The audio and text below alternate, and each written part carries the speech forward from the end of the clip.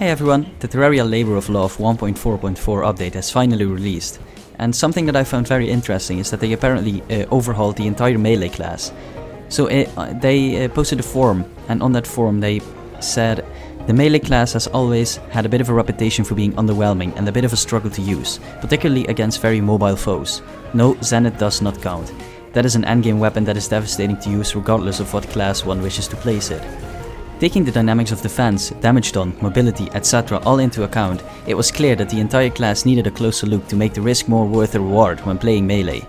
What does this all entail? Well, we will not cover everything, but it should give a pretty good sense for our approach.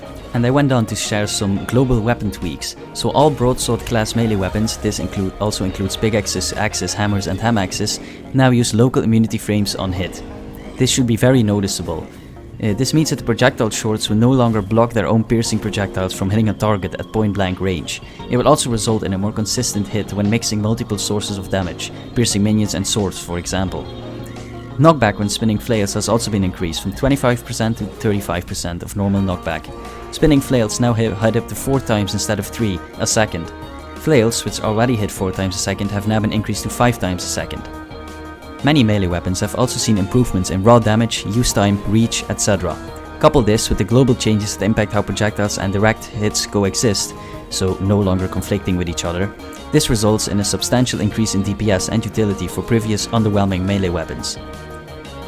Even with all the changes I just mentioned, some melee weapons felt like they needed a bit more significant reworking, visually, functionally or both. So Relogic decided to change a few weapons. So what do you think of these new changes? Should Relogic revert these changes, or should a mod maybe revert them? Or do you think it's actually a good change that they changed the melee class so much? Let me know in the comments, and thank you very much for watching.